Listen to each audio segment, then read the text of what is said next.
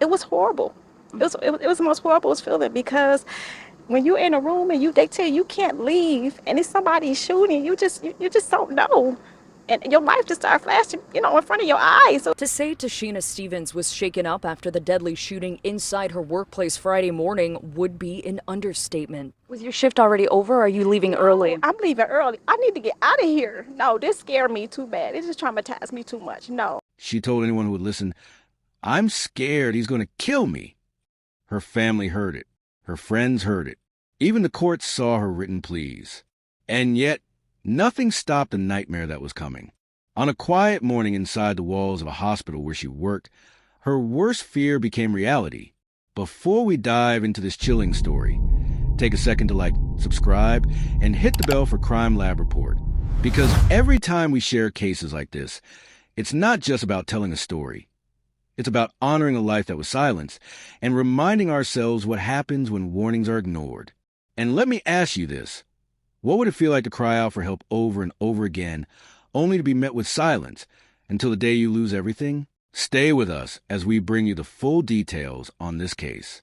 Brandon, Jessica, I can tell you that hunt is on. They're looking for Detroit police, Michigan State police, and other agencies working together, working around the clock, looking for 53-year-old Mario Green. Let's take a look at security video image of him. Now, police say he's 6'4", wearing all black and a gold chain, and they say he walked into the basement of Henry Ford Hospital at 9:55 and allegedly shot and killed his ex-wife, Latricia Green. He then left in a white Dodge Charger, that was located near Trojan Avenue and Losser Avenue later this afternoon. Latricia Green was only 40 years old. She wasn't a stranger to anyone in her community. She was a nurse, a mother, a daughter, and a friend. The kind of person people described as warm and dedicated. Someone who poured herself into her work at Henry Ford Hospital in Detroit. She loved helping people, and she was admired by her co-workers for her patience and her ability to stay calm even in the most stressful shifts. But behind that calm exterior, Latricia carried a heavy burden. For years, she was entangled in a toxic relationship with her ex-husband, Mario Green. To outsiders, their relationship might have once looked like any other. Two people who had fallen in love, married, and tried to build a life together. But those close to Latricia knew the truth. She lived with fear. Friends say she often showed up excuses for bruises or absences. Sometimes she would call into work because she didn't want her co-workers to see the marks. Other times, she'd force a smile and insist she was fine, even when her eyes told a different story. People close to her described Mario as controlling, possessive, and quick-tempered. Over time, that temper grew into something darker, stalking, harassment, and threats that never seemed to end. By 2018, Latricia had made the decision to divorce him. On paper, it looked like the end of marriage, but in reality, leaving Mario didn't free her. If anything, it made her more of a target. He called her constantly. He showed up at her workplace. He broke into her car, destroyed her belongings, and followed her wherever she went. She confided to her friends that she felt like she was being hunted. In June of 2025, Latricia finally went to courts and asked for a protective order. She laid out everything: the harassment, the stalking, the constant fear. She told the judge in writing, "I am asking for help before this goes too far." But that request was denied. Imagine how crushing that must have felt. She was brave enough to speak up, and the system told her, no. Still, she didn't give up. In July, she tried again. This time, the judge granted her request. But here's the heartbreaking part. The order was never served to Mario. That single failure meant he could keep showing up, keep tormenting her, and keep escalating without any legal consequence. Latricia was living in limbo, clinging to a piece of paper that, in practice, offered her no real protection. Her best friend later revealed that Latricia had started living out of her car, often parking in the hospital lot where she worked. That's how unsafe she felt in her own home. In July, she finally managed to get an apartment, but even then, she didn't feel secure. She told her closest friends that she was constantly looking over her shoulder, convinced Mario would find her sooner or later. And sadly, she was right. August 22nd, 2025, started like any other morning for the staff at Henry Ford Hospital. Doctors hurried to the hallways. Nurses prepared for their shifts, and patients settled into their daily routines. But for Latricia Green, that day would mark the end of a long battle she'd been fighting in silence. Mario Green walked into the hospital that morning with a handgun. Think about that for a moment. A man who had been warned about, a man his ex-wife feared, managed to walk right into the very place she felt was her second home. He knew where she worked. He knew her schedule, and he knew exactly how to find her. He didn't storm in like some stranger. Witnesses say he made his way down to the basement area, where Latricia's office was located. That was a spot employees often described as quiet and tucked away, not the kind of place you'd expect to hear gunshots. When Mario found her, a heated argument broke out. Imagine being in her shoes at that moment. Trapped in the one place you thought you could focus on your work, only to be confronted by the very person you feared most. Words turned into shouting. Shouting turned into threats, and then a gunshot rang out. Hospital workers and patients went into panic. People reported hearing loud bangs and confusion spreading through the halls. Security rushed to lock down the building. Doctors tried to secure patients, and police swarmed the area. But by the time anyone reached Latricia, it was too late. She had been shot at close range, her life cut short in the very building where she once saved lives. Update to the community, we're at Henry Ford Hospital at approximately 9:55 a.m. Via video assets, we did observe a subject, our person of interest, leaving the facility. A Mr. Mario Green, date of birth 7/22/1960. He's 65 years old. He got into a verbal altercation with what I'm being told his ex-wife in the basement area of Henry Ford Hospital.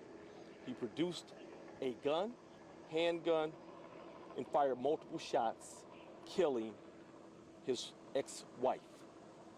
She's a black female, approximately 40 years of age.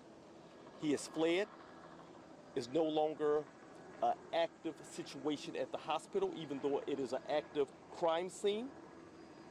He left the front door of the hospital, got into a white Dodge Charger. The year is 2011, a 2011 Dodge Charger, and the license plate is D is in David, X-ray, X is in X-ray, C is in Charles, 7067. We're actively looking for him. He is presumed to be armed and dangerous.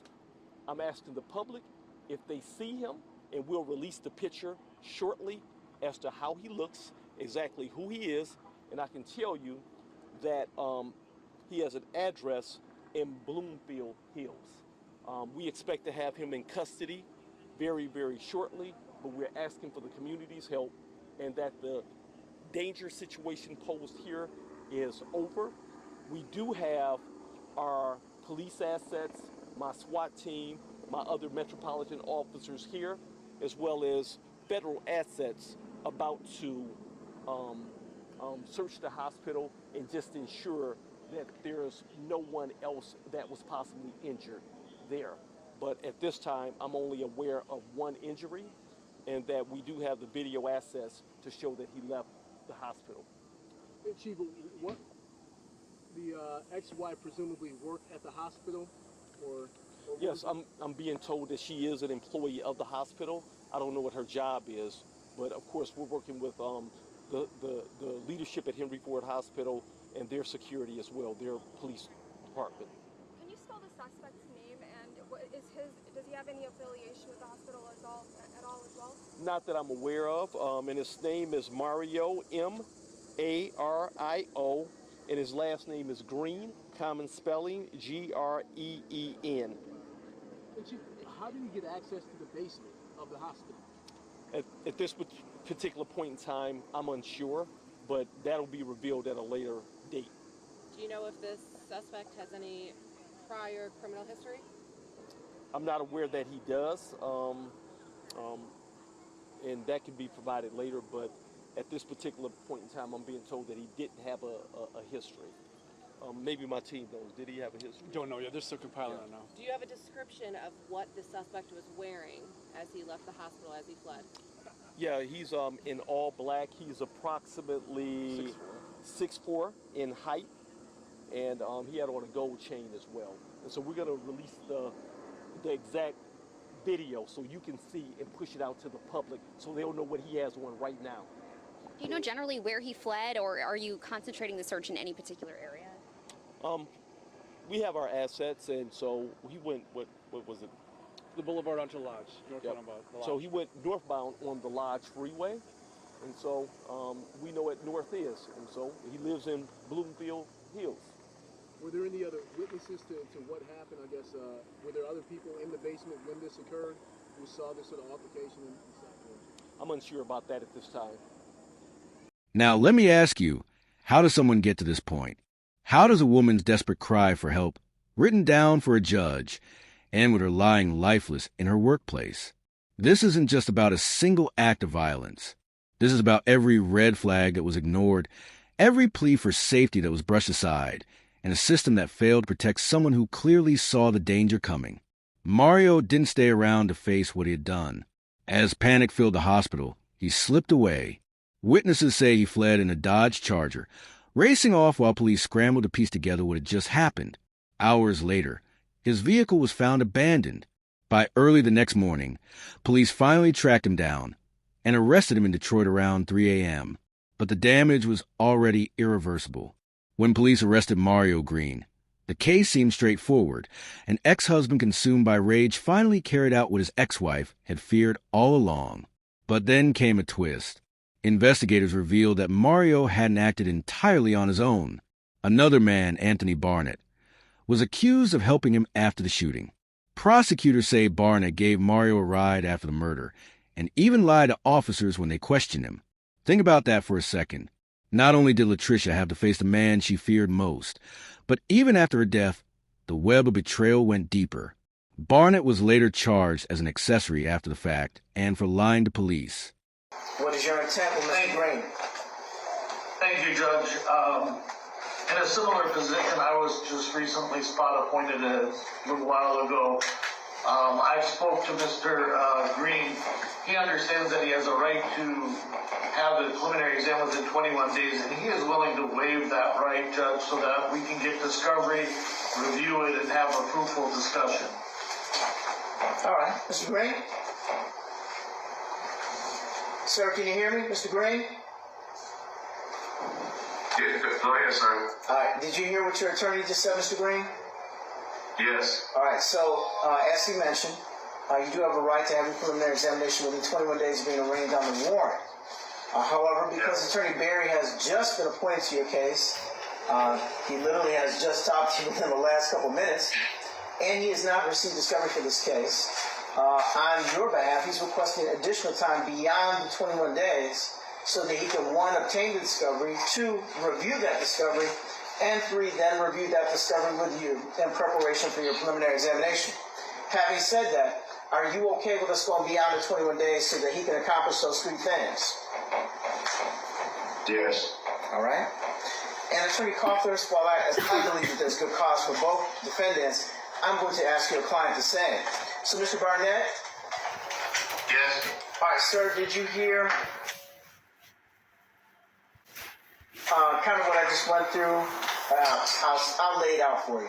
So, again, Attorney Coughlers has just been appointed to your case, and I know she's just spoken to you within the past few minutes. She, as well, will need additional time to, 1, obtain the discovery for your case, 2, time to review that discovery, and 3, time to review that discovery with you in preparation for your preliminary examination. Having said that, okay.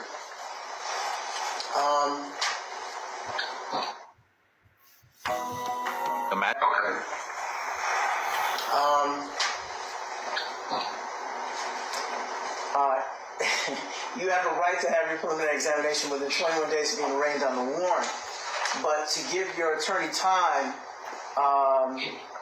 to go through these things, she is requested. No, I shouldn't say that you requested attorney call because I think I established that I found that there was good cause. But if I'm correct, you're asking to go beyond the 21 days for that. Am I correct, Attorney Carl-Thurst?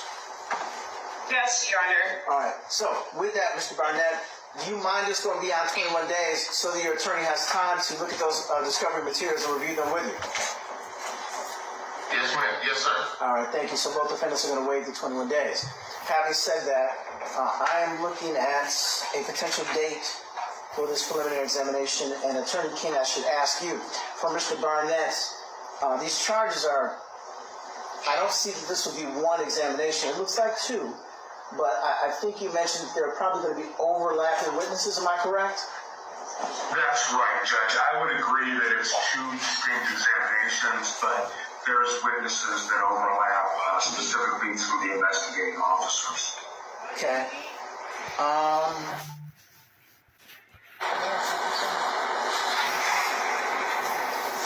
How many witnesses do you have for Mr. Barnett's case?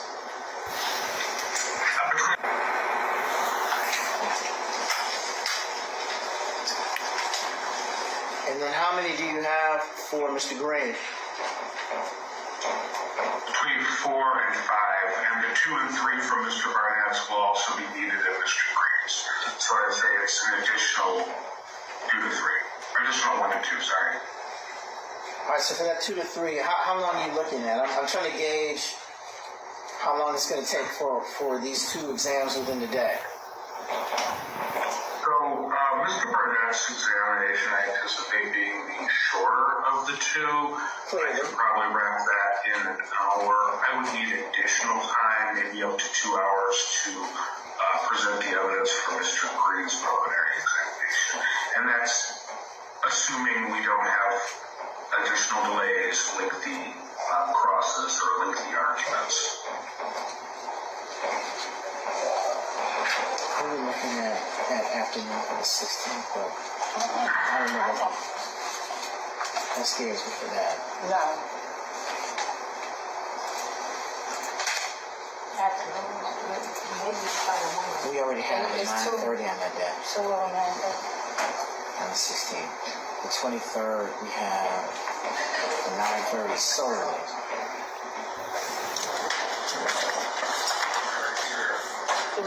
Around about 7, 8. You know what?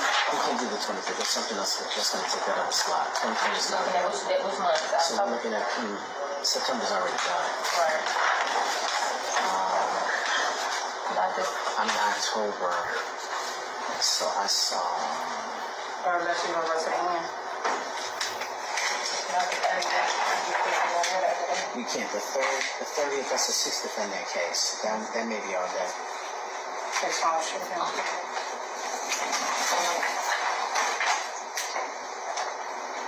He was foolish.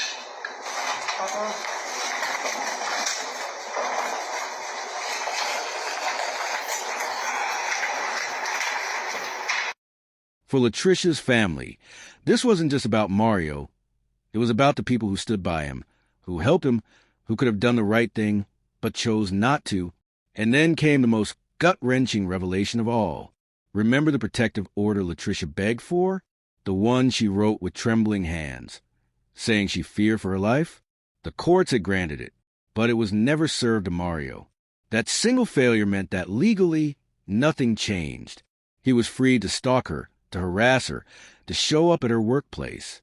That piece of paper should have been her shield, but instead, it sat in limbo while her life slipped through the cracks. Her story sparked outrage across Detroit and beyond. Advocates began asking hard questions. Why does a woman have to die before her voice is taken seriously? Why does the system place the burden of safety on the very people already living in fear?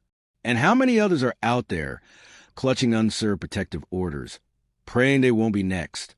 Latricia Green wasn't just a name in the headlines. She was a nurse who cared for patients, a friend who made people laugh, a woman who deserved safety and peace.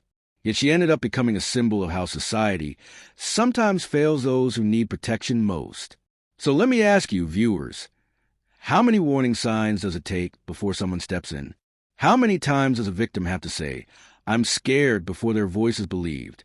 And most importantly, if this was your sister, your mother, your friend? Would you feel like the system had done enough? This is Crime Lab Report.